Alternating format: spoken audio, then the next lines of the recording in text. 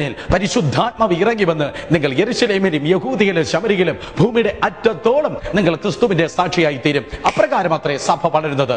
ഓ, ദൈവത്തിന്റെ കൃപയാൽ ദൈവം നമ്മെ ചുരുങ്ങുവാനല്ല, ദൈവം നമ്മെ വളരുവാൻ വിളിച്ചിരിക്കുന്നു. പരിശുദ്ധാത്മാവ് നമ്മുടെ മേൽ കർത്താവ് അയച്ചത് കൈയടിച്ച് അന്യഭാഷ പറവാൻ അല്ല, ദൈവത്തിന്റെ സാക്ഷികൾ ആയി തീരുവാൻ അത്രേ. പരീശൻ മറ്റുള്ളവരിലേക്ക് തിരിഞ്ഞു നോക്കാതിരിക്കുമ്പോൾ ദൈവത്തിന്റെ കൃപയാൽ ഈ ദിവസങ്ങൾ മറ്റുള്ളവരെ ക്രിസ്തുവിലേക്ക് തിരിപ്പാൻ, അവരോട് സംസാരിപ്പാൻ, അവരെ നോക്കി നമുക്ക് ചിരിക്കാം. എനിക്ക് നല്ലൊരു വളരെ വേണ്ടപ്പെട്ട നല്ലൊരു സുഹൃത്ത് തമിഴ്നാട്ടിലുണ്ട്. അദ്ദേഹം ഒരു പ്രത്യേക സ്ഥലത്ത് ദൈവത്താൽ അയക്കപ്പെട്ട കടന്നുപോയി 7-8 വർഷം ഭയങ്കരമായി കഷ്ടപ്പെട്ടു. 4-3-7 വിശ്വാസികൾ മാത്രം. എന്നാൽ ഒരു പ്രഭാതത്തിൽ പരിശുദ്ധാത്മാവിന്റെ നിർദ്ദേശപ്രകാരം ഞായറാഴ്ച ആരാധന യോഗത്തിൽ അദ്ദേഹം ആ ജനത്തെ പഠിപ്പിച്ചു, ഈ ഒരാഴ്ച മറ്റുള്ള എല്ലാവരും നോക്കി നിങ്ങൾ ചിരിക്കണം. ചിരിക്കുമ്പോൾ സുവിശേഷ വിരോധികളെ കൊണ്ട് നിറഞ്ഞിരിക്കുന്നതായ ആ ഗ്രാമം നിങ്ങളെ നോക്കി ചിരിക്കുവാൻ തുടങ്ങും. പട്ടിയും പൂച്ചയും ചിരിക്കത്തില്ല, മനുഷ്യർ ചിരിക്കും. അങ്ങനെ ആ വിശ്വാസികൾ ചെറിയ കൂട്ടം മറ്റുള്ള എല്ലാവരെയും നോക്കി ചിരിക്കുവാൻ തുടങ്ങി. അവർ ചിരിച്ചപ്പോൾ മറ്റുള്ളവർ അവരോട് ചിരിച്ചു. ഒരാഴ്ച കഴിഞ്ഞപ്പോൾ പാസ്റ്റർ പറഞ്ഞു അവരോട് സംസാരിക്കണം. അങ്ങനെ ആ ജനത്തിലുള്ള എല്ലാവരോടും അവർ സംസാരിപ്പാൻ തുടങ്ങി. പിന്നെ കുശലം ചോദിപ്പാൻ തുടങ്ങി. 4 ആഴ്ച കഴിഞ്ഞപ്പോൾ സകല ഭവനങ്ങളും സുവിശേഷത്തിന് വേണ്ടി ഉറക്കപ്പെടുകയുണ്ടായി. ഇന്ന് 100 കണക്കിന് വിശ്വാസികൾ ആ ദൈവത്തിന്റെ സഭയിലുണ്ട്. എവിടെ നിന്നാ തുടങ്ങിയത്? മാസ് ഇവാഞ്ചലിസം പറ്റത്തില്ലായിരുന്നു, വലിയ കൺവെൻഷൻ കൊണ്ട് നടക്കത്തില്ല, എന്നാൽ ചെറിയൊരു ചിരിയിൽ ആരംഭിച്ചത് അത്രേ. നമുക്കും തുടങ്ങാൻ സഹോദരങ്ങളെ. നമ്മുടെ സന്തോഷം മറ്റുള്ളവർ അറിയുവാൻ ഇടയായി തീരട്ടെ. ആ വേശ്യയുടെ ഗ്രഹത്തിൽ അവർ പോയത് കൊണ്ട് ആ വേശ്യയുടെ ജീവിതം മാറി. യാക്കോബിന്റെ ലേഖനം 2:25 ഇപ്രകാരം പറയുന്നു, അവർ മറ്റൊരു വഴിയിലേക്ക് അവരെ ഇറക്കി വിട്ടു. അവർ വന്ന വഴിയിലൂടെയല്ല, മറ്റൊരു വഴിയിലേക്ക് ആ വേശ്യ അവരെ അതേ തിരിച്ചുവിട്ടു. കാരണം എന്ത്? അവൾ തീരുമാനിച്ചു, ഈ ദൈവപുരുഷന്മാർ എന്റെ വീട്ടിൽ വന്നത് നിമിത്തം എന്റെ ജീവിതം മാറുകയാണ്.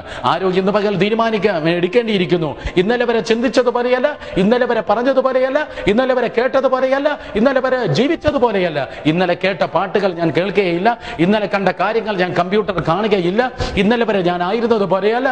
I am something new. ഓ, ഒരുവൻ ക്രിസ്തുവിലായാൽ പുതിയ സൃഷ്ടി, പഴയത് കഴിഞ്ഞുപോയി, ഇതാ ഞാൻ സകലതും പുതുതായി തീർന്നു.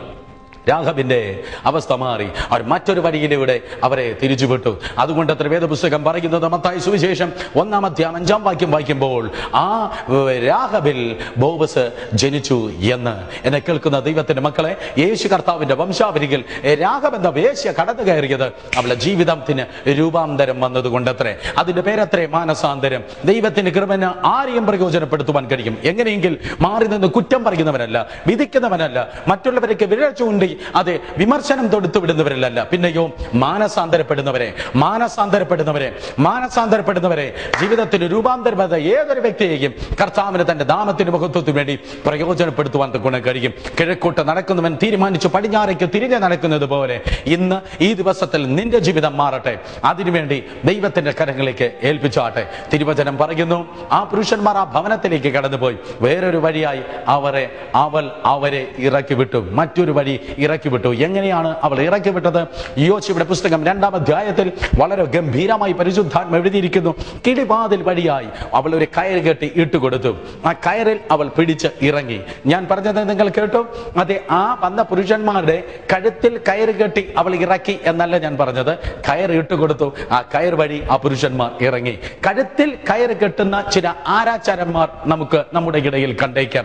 എന്നാൽ ആരാചാരന്മാർക്ക് നമ്മെ ആത്മീയത്തിൽ വളർത്തുവാൻ കഴിയാതിരിക്കുമ്പോൾ ഈ സഹോദരി, അവൾ വേശ്യയായിരുന്നു, എന്നാൽ ഇപ്പോൾ ദൈവ ഭയത്തിലേക്ക് വന്നു. ഇപ്പോൾ അവൾ നശിപ്പിക്കുന്ന ഒരു സ്ത്രീയല്ല, മറ്റുള്ളവരെ സംരക്ഷിക്കുന്ന, പ്രൊട്ടക്ട് ചെയ്യുന്ന ഒരു സ്ത്രീയായി രൂപാന്തരപ്പെട്ടു.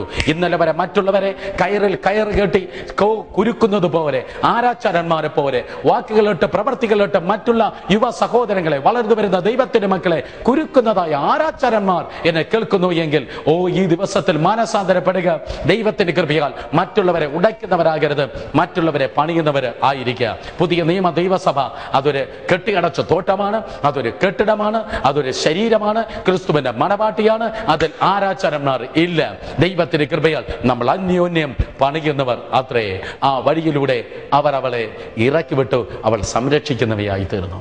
വേശ്യയായിരുന്നു ഒരു സഹോദരി. രാഘബ് എന്നവളുടെ പേര്.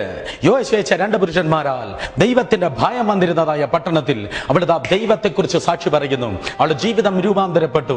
ദൈവ കൃപയിലേക്ക് അവൾ കടന്നു വന്നു. അവർ വന്നതായ വഴിയിലൂടെയല്ല, മറ്റൊരു വഴിയിലൂടെ അവരെ ഇതാ ഇറക്കി വിട്ടു. എന്നിട്ട് അവൾ ഈ പ്രകാരം പറയുന്നു, എനിക്കറിയാം, ഓ ദൈവം, നിങ്ങളുടെ ദൈവം ജീവിക്കുന്നവൻ അത്രേ. ഈ പട്ടണത്തെ ദൈവം നിങ്ങളുടെ കയ്യിൽ ഏൽപ്പിച്ചിരിക്കുന്നു. എന്നാൽ ഈ പട്ടണത്തെ നിങ്ങൾ വന്നു പിടിക്കുമ്പോൾ, ഈ പട്ടണത്തിലുള്ള സകലരും നശിക്കുമ്പോൾ, എന്നെയും എന്റെ ഭവനത്തെയും ദയവായി രക്ഷിക്കണമേ.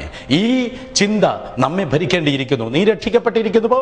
ഈ ദിവസത്തിൽ ഓ കർത്താവ് വരും, ഞാൻ മാത്രം പറന്നു പോകും എന്ന് ചിന്തിക്കാതെ, എന്ന ആത്മീയ സെൽഫിഷ്നസ്, സ്വാർത്ഥതയില്ലാതെ, ഞാൻ രക്ഷിക്കപ്പെട്ടല്ലോ കർത്താവേ, എന്നെ നീ രക്ഷിച്ചതിനായി സ്തോത്രം. എന്നെ രക്ഷിച്ച കർത്താവേ, എന്റെ ഭവനത്തെയും രക്ഷിക്കണമേ. എന്നെ രക്ഷിച്ച കർത്താവേ, എന്റെ ഭാര്യയെ രക്ഷിക്കണമേ. എന്റെ ഭർത്താവിനെ രക്ഷിക്കണമേ. എന്റെ മക്കളെ രക്ഷിക്കണമേ. അത് ദൈവത്തിന്റെ നിയമം അത്രേ.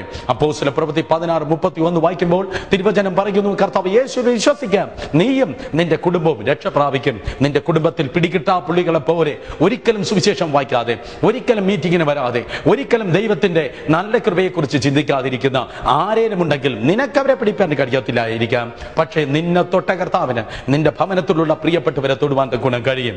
വെള്ളത്തിന് മീത പരിവർത്തിച്ച പരിശുദ്ധ ആത്മാവ് നിന്റെ ഭവനത്തിലുള്ള ഓരോ വ്യക്തികളുമേൽ ഈ ദിവസങ്ങൾ പരിവർത്തിക്കുവാൻ വേണ്ടി പോകുന്നു. യേശുവിന്റെ നാമത്തിൽ ഞാൻ ഇന്ന് പകൽക്കാലം നിങ്ങളെ ഓർമ്മിപ്പിക്കുന്നത്, അതെ, 2008 നിന്റെ ഭവനത്തിന്റെ വിടുതലിന്റെ വർഷം അത്രേ. 2008 നിന്റെ പ്രിയപ്പെട്ടവരെ കർത്താവ് ദൈവത്തിന്റെ കൃപയിൽ വിടുവിക്കുന്ന വർഷം അത്രേ. 2008 നിന്റെ കുടുംബത്തിലുള്ള ഒരു വ്യക്തി പോലും പാപത്തിനും മദ്യത്തിനും പിശാചിനും അടിമപ്പെടാതെ സകലരും ദൈവത്തിന്റെ കൃപയിൽ കടന്നു വരുവാൻ വേണ്ടി പോകുന്നു. നീ അവരുടെ പക്ഷം ചേരുവാൻ പോകുന്നില്ല, അവർ നിന്റെ പക്ഷം ചേരുവാൻ വേണ്ടി പോകുന്നു. നീ അവരോട് ചേരുവാൻ പോകുന്നില്ല, അവരും നിന്നോടുകൂടെ മുട്ടുമടക്കുവാൻ പോകുന്നു. അവരും പ്രാർത്ഥിപ്പാൻ പോകുന്നു. അവരും വിശ്വാസത്തിൽ വരുവാൻ പോകുന്നു. നിന്റെ പ്രാർത്ഥന, നിന്റെ കാത്തിരിപ്പ് ഒരിക്കലും വൃഥാവല്ല. നിന്നെ വിടുവിച്ച കർത്താവ് അവരെയും വിടുവിക്കും. രാഘവന് ആ വിശ്വാസം ഉണ്ടായിരുന്നു, എന്നെയും എന്റെ കുടുംബത്തെയും നീ കാത്തുകൊള്ളണമേ, നിങ്ങൾ കാത്തുകൊള്ളണമേ. ആ പുരുഷന്മാർ ചോദിക്കുന്നു, ഓക്കെ, നിങ്ങളെ കാത്തുകൊള്ളണമേ എന്നതിന് ഒരു അടയാളം വേണം. അവൾ പറയുന്നു, ഒരു ചുവന്ന ചരട് നിങ്ങൾ ഇറങ്ങിപ്പോയതായ ഈ ജനലിൽ ഞാൻ കെട്ടും. അതത്രേ അടയാളം, ഒരു ചുവന്ന ചരട്. നമുക്കൊരു അടയാളമുണ്ട്. ഏതാ വലിയ അടയാളം എന്നറിയാമോ? മനുഷ്യന് പരിശുദ്ധാത്മാവ് നിറഞ്ഞ സഹോദരങ്ങൾ അന്യഭാഷ പറയുന്ന അടയാളത്തെക്കാൾ, മരിച്ചവർ ഉയർക്കുന്ന അടയാളത്തെക്കാൾ, കുരുടർ കാണുന്ന, ചെകിടർ കേൾക്കുന്ന, മുടർന്നർ നടക്കുന്ന അടയാളത്തെക്കാൾ വലിയൊരു അടയാളമുണ്ട്. ഇപ്പറഞ്ഞ അടയാളങ്ങളും ഇന്നും നടക്കുന്നു. ഇന്നും യേശു കർത്താവിന് കുരുടന്റെ കണ്ണ് തുറക്കുവാൻ കഴിയും, ചെകിടന്റെ ചെവി തുറക്കുവാൻ കഴിയും, ഊമന്റെ നാവ് സ്തുതി മുഴക്കുവാൻ കഴിയും. ഇന്നും കർത്താവ് അങ്ങനെ ചെയ്യുന്നു. കഴിഞ്ഞ ആഴ്ചയിലും തിരുവനന്തപുരത്ത് ഞങ്ങളുടെ ഫെലോഷിപ്പിൽ 90% ഹൃദയത്തിന് ബ്ലോക്കായ ഒരു സഹോദരി ഈ പ്രോഗ്രാം അത് കേൾക്കുകയായിരുന്നു. കഴിഞ്ഞ മാസം ഡിസംബർ 18 പ്രഭാതത്തിൽ 90% ഹൃദയത്തിന് ബ്ലോക്കായിരുന്നവൾ രാവിലെ ഈ പ്രോഗ്രാം അറ്റൻഡ് ചെയ്തിട്ട് ടെലിഫോൺ ചെയ്യുമ്പോൾ ഭാഗ്യത്തിന് എന്നെ ലൈനിൽ കിട്ടി. ഇപ്രകാരം പറഞ്ഞു, ബ്രദർ, എന്റെ ഹൃദയത്തിന് ഇങ്ങനെ പ്രശ്നമാണ്, ഡോക്ടർമാർ എന്നെ തള്ളിക്കളഞ്ഞിരിക്കുന്നു, തിരുവനന്തപുരം മെഡിക്കൽ കോളേജ് പറയുന്നു, അത് ഞാൻ മരിച്ചു പോകുമെന്ന്, ദയവായി എനിക്ക് വേണ്ടി പ്രാർത്ഥിക്കണമേ. വളരെ ഭാരത്തോടെ ആ ടെലിഫോണിൽ അവൾക്ക് വേണ്ടി പ്രാർത്ഥിച്ചു. 19 അവൾ പോയി അത് ചെക്ക് ചെയ്യുന്ന സമയത്ത് 100% ആ ഹൃദയത്തിന്റെ തകരാറ് മാറി അവൾ അത്ഭുതകരമായി സൗഖ്യമായി. കഴിഞ്ഞ ഡിസംബർ 18 കർത്താവ് അവളെ തൊട്ടുവെങ്കിൽ ഇന്ന് പകൽക്കാലം ഓർക്കണമേ, യേശു നിങ്ങളെ തൊടുവാൻ പോകുന്നു. ഇത് നിങ്ങളുടെ സൗഖ്യത്തിന്റെ നേരം അത്രേ. എന്നെ കേൾക്കുന്ന പ്രിയ സഹോദരങ്ങളെ, രാഘബ് പറയുകയാണ്, ഈ ജനലിൽ, ഈ കിളിവാതിൽ ഞാനിതാ ചുവന്ന ഒരു ചരട് കെട്ടും. നമുക്കൊരടയാളമുണ്ട്. മുണ്ടന്തർ നടക്കുന്നതിനേക്കാൾ, കുരുടർ കാണുന്നതിനേക്കാൾ, മരണകരമായ രോഗങ്ങൾ മാറുന്നതിനേക്കാൾ വലിയൊരു അടയാളം, ചുവന്ന ചരടായിരിക്കുന്ന ഒരു അടയാളം, ദൈവത്തിന്റെ പുത്രനായ കർത്താവ് യേശു കാൽവരി ക്രൂശിന്മേൽ നിങ്ങൾക്ക് വേണ്ടി, എനിക്ക് വേണ്ടി അത് മരിക്കുകയുണ്ടായി. ആരോ അവനെ കൊന്നതല്ല, യേശു കർത്താവ് നമുക്ക് വേണ്ടി മരിച്ചതത്രേ. ആ ചുവന്ന ചരട് നിമിത്തം തിരുവചനം പറയുന്നു, യോശുവയുടെ പുസ്തകം 6-ാം അധ്യായത്തില് രാഘവം അവളുടെ ഭവനവും രക്ഷിക്കപ്പെട്ടതുപോലെ ആ ചുവന്ന ചരടാകുന്ന കർത്താവ് യേശു ക്രിസ്തുവിന്റെ ക്രൂശ് മരണ നിമിത്തം നിനക്കും നിന്റെ ഭവനത്തിനും രക്ഷ പ്രാപിപ്പാൻ ഗുണം കഴിയും. അഞ്ഞടിക്കുന്ന കൊടുങ്കാറ്റ് പോലെ വലിയ പ്രതികൂലങ്ങൾ നിനക്കെതിരെ വന്നാൽ, ന്യായവിധിയിൽ നിന്ന്, ഇതര ക്രമത്തിലുള്ള പാപത്തിൽ നിന്ന്, പൈശാചിക ശക്തികളിൽ നിന്ന് ഒക്കെ നിന്റെ ജീവിതത്തിന് വിടുവിക്കുവാൻ, നിന്നെ രക്ഷിപ്പാൻ കഴിവുള്ളവനത്രേ യേശു. Those who call upon the name of the Lord, they shall be saved. കർത്താവിന്റെ നാമം വിളിച്ചപേക്ഷിക്കുന്ന ഏവരും രക്ഷിക്കപ്പെടുന്നു. നിങ്ങൾ ആരാണെങ്കിലും ഇന്ന് പകൽ ഹൃദയത്തിൽ നിന്ന് വിളിച്ചു പറഞ്ഞാട്ടെ, യേശു കർത്താവേ, എന്നെ നീ രക്ഷിക്കണമേ, എന്നെയും എന്റെ കുടുംബം കുടുംബത്തെയും നീ രക്ഷിക്കണമേ. കർത്താവിന്റെ നാമത്തെ വിളിച്ചപേക്ഷിക്ക്. യേശു നിന്നെ വിടുവിക്കുന്നതായ രക്ഷിക്കുന്നതായ ഒരു ദിവസമാകട്ടെ. അതേ, കർത്താവ് നിന്നെ രക്ഷിക്കുന്ന ഒരു ദിവസം, നിന്നെ രൂപാന്തരപ്പെടുത്തുന്ന ഒരു ദിവസം.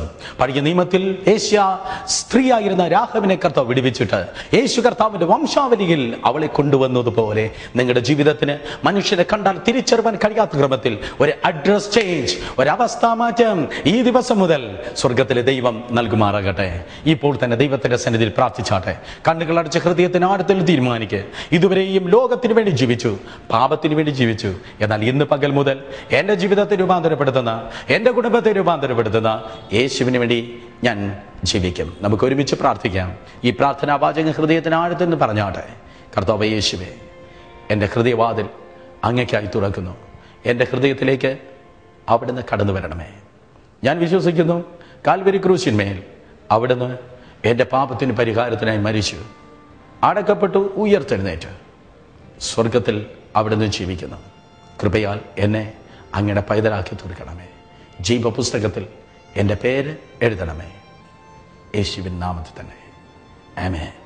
നിങ്ങളങ്ങനെ പ്രാർത്ഥിച്ചുവെങ്കിൽ അവ നിങ്ങളെ രക്ഷിക്കുന്നു. ഇപ്പോൾ തന്നെ ഏറ്റവും വലിയ അടയാളം, ഏറ്റവും വലിയ അത്ഭുതം, കർത്താവ് യേശു ക്രിസ്തു കാൽവരി ക്രൂശിന്മേൽ നിങ്ങൾക്ക് വേണ്ടി മരിച്ചു, അടക്കപ്പെട്ട്, ഉയർത്തെഴുന്നേറ്റു. ഏറ്റവും വലിയ അത്ഭുതം, ആ അടയാളമായ കർത്താവ് യേശുവിനെ രക്ഷിതാവും കർത്താവും ആയി സ്വീകരിക്കുന്നത് അത്രേ. എങ്കിലും ഇന്ന് പകൽ രോഗികളായിരിക്കുന്ന പ്രിയപ്പെട്ടവനെ യേശുപ്പച്ചൻ അത്ഭുതകരമായി സൗഖ്യമാകട്ടെ. വീണ്ടും നിങ്ങൾക്കായി ഞാൻ പ്രാർത്ഥിക്കുന്ന പിതാവേ, ഇന്ന് പകൽ അത്ഭുതകരമായി അങ്ങയുടെ സൗഖ്യത്തിൻ്റെ ശക്തി ഈ ജനത്തിലേക്ക് കടന്നു വരട്ടെ. ഇവരനുഭവിക്കുന്ന എല്ലാ രോഗങ്ങളെ, എല്ലാ രോഗശക്തികളെ യേശു ക്രിസ്തുവിൻ്റെ അധികാരമുള്ള നാമത്തിൽ ഞാൻ ശാസിക്കുന്നു. ഇന്ന് ഇപ്പോൾ തന്നെ യേശുവിൻ്റെ നാമത്തിൽ അത്ഭുതകരമായി അങ്ങയുടെ സൗഖ്യത്തിൻ്റെ ശക്തി ഈ പ്രിയപ്പെട്ടവരിലേക്ക് അവിടുന്ന് അയച്ചുകൊണ്ടിരിക്കുന്ന കൃപയ്ക്കായി സ്തോത്രം. എല്ലാ രോഗങ്ങളും മറിയട്ടെ. പൂർണ്ണ സൗഖ്യവും ആരോഗ്യവും ഇപ്പോൾ തന്നെ യേശുവിൻ്റെ നാമത്തിൽ അവിടുന്ന് നൽകുന്ന കൃപയ്ക്കായി സ്തോത്രം. അത്ഭുതകരമായി സൗഖ്യമാകും. എല്ലാ മഹത്വം അങ്ങേക്ക് യേശുവിൻ നാമത്തിൽ തന്നെ. ആമേൻ, ആമേൻ. എന്തെങ്കിലും ആവശ്യമുണ്ടെങ്കിൽ ഞങ്ങളെ ഇപ്പോൾ തന്നെ നിങ്ങളുടെ പ്രാർത്ഥന വിഷയങ്ങളെ വിളിച്ച് അറിയിക്കുക. 9447830604 അല്ലെങ്കിൽ 0471272573. അടുത്ത ദിവസം നാം കാണും വരെ ദൈവം നമ്മെ സൂക്ഷിക്കട്ടെ. ആമേൻ.